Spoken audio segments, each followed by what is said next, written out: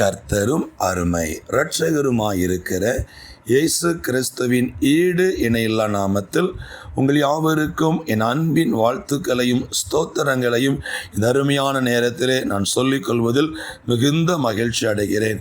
இந்த அருமையான நாளிலும் ஆண்டவர் நமக்கு தருகிற ஒரு மாறாத வார்த்தை, இந்த வார்த்தையை கேட்டுக்கொண்டிருக்கிற உங்களை பார்த்து சொல்லுகிறார், எனக்கு அருமையான மகனே, என் அன்பு மகளே, நீ பயப்படாதே, நான் உன்னிடத்தில் வந்து உன்னை ஆசீர்வதிப்பேன். ஆண்டவராகிய இயேசு உங்களிடத்தில் வந்து உங்களை ஆசீர்வதிப்பார். இந்த உலகத்தை பாருங்க, உலகத்தில் வாழக்கூடிய ஜனங்கள் எத்தனையோ தெய்வங்களை தேடி செல்றாங்க. எதுக்கு? நன்மையை பெற்றுக்கொள்ள வேண்டும், ஆசீர்வாதம் பெற்றுக்கொள்ள வேண்டும் என்று இந்த உலகத்தில் இருக்கிற ஜனங்கள் தெய்வங்களை தேடி போகிறார்கள். ஆனால் நாம் ஆராதிக்கிற இயேசு கிறிஸ்துவோ நம்மை தேடி வந்து நம்மை ஆசீர்வதிக்கிற ஆண்டவர்.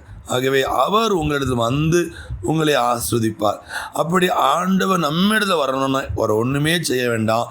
உங்களுக்கு வியாதி இருக்குதா, கடன் பிரச்சனை இருக்குதா, பலவிதமான போராட்டம், நெருக்கடி, வேதனை, வருத்தம், இழப்பு, கண்ணீர், கவலை, இதன் மத்தியில் வாழ்ந்து கொண்டிருக்கிற நீங்கள் கர்த்தரே பெரியவர், அவரே இரட்சகர், அவர்தான் சர்வ வல்லமையுடைய ஆண்டவர் என்று நீங்கள் எந்த ஸ்தானத்தில் இருக்கீங்களோ அந்த ஸ்தானத்திலிருந்து அவரை உயர்த்துங்க. அவர் உங்களை தேடி வந்து உங்களை ஆசீர்வதிப்பார். தாவீதுக்கு யுத்த காலத்தில் ஒரு பெரிய ஜெயத்தை ஆண்டவர் கொடுக்க காரணம் என்ன தெரியுமா?